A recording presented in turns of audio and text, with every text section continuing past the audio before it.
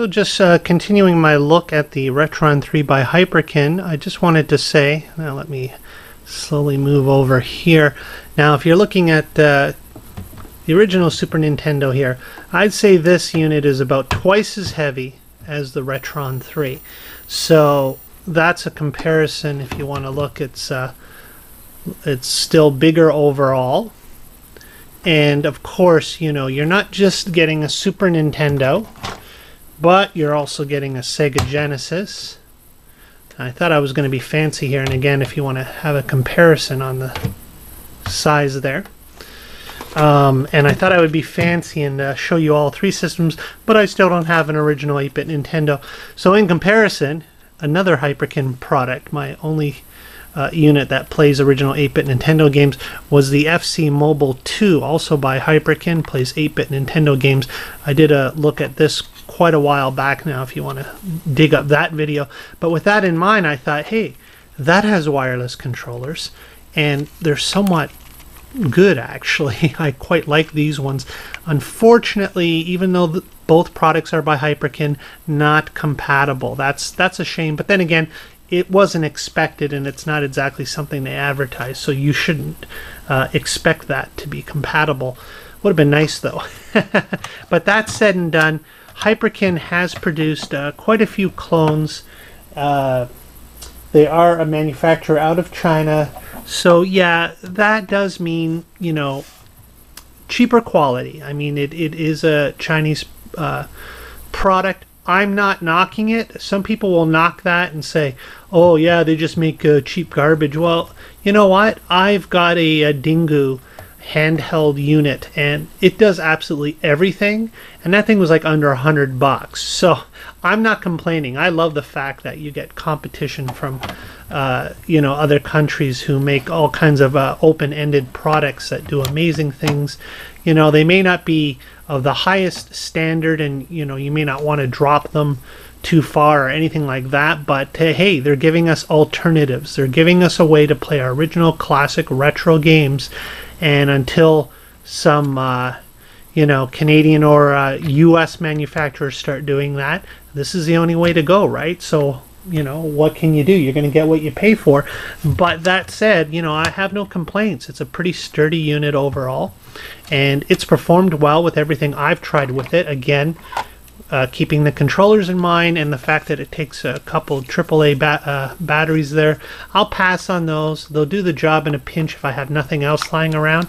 But of course, with the audience in mind, classic gaming, odds are you probably have some original controllers lying around. Genesis, Nintendo, Super Nintendo, right there. And I've tried them all, and they all work fine, no issues at all. So I kind of look at it as a backup unit, you know. Myself, you know, I have all my systems packed away, stored.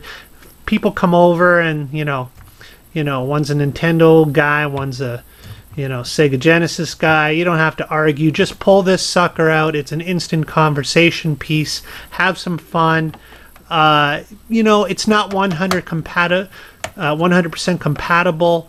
For the diehards out there who absolutely insist on collecting the original consoles and games, you know, it's probably not going to change your mind. I don't think it's for that market. That's where some of the complaints have been.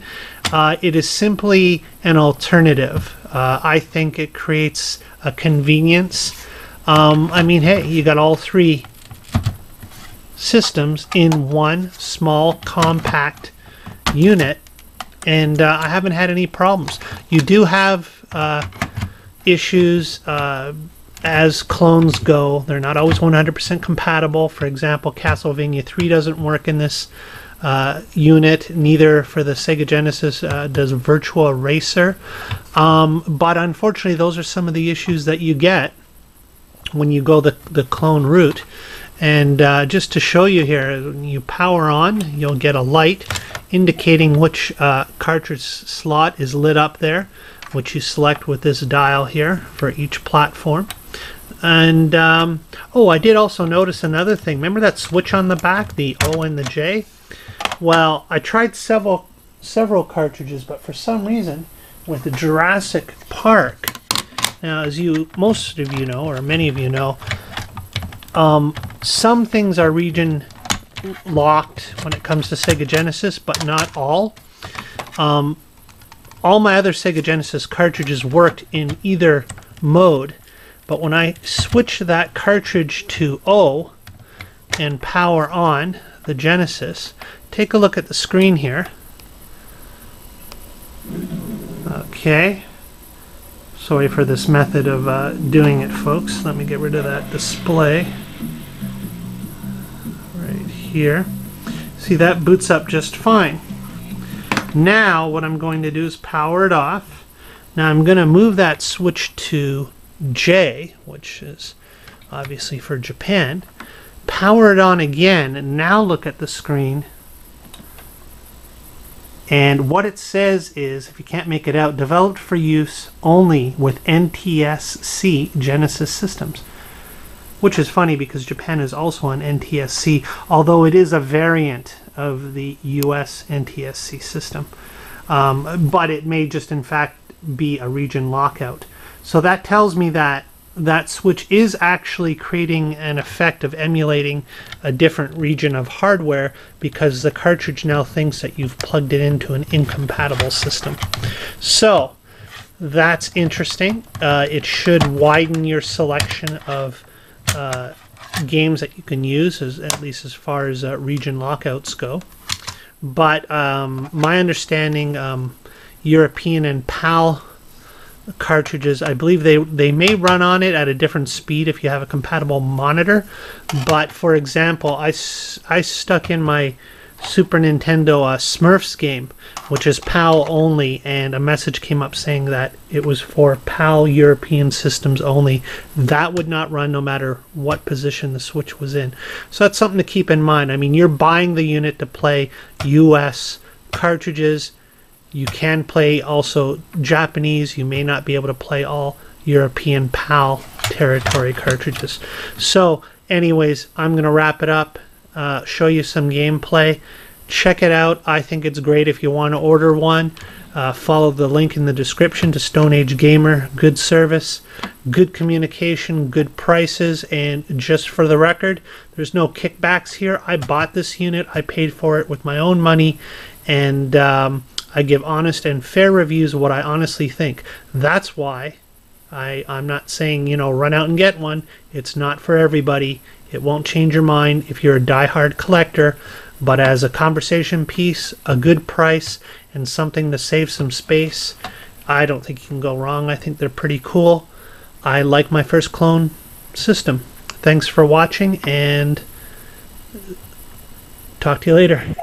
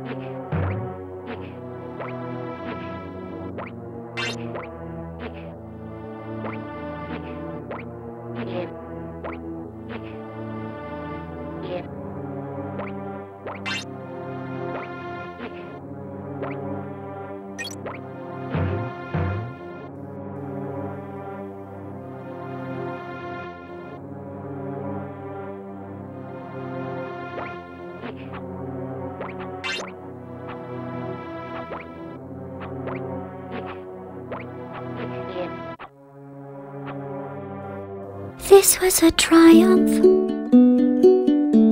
I'm making a note here, huge success. It's hard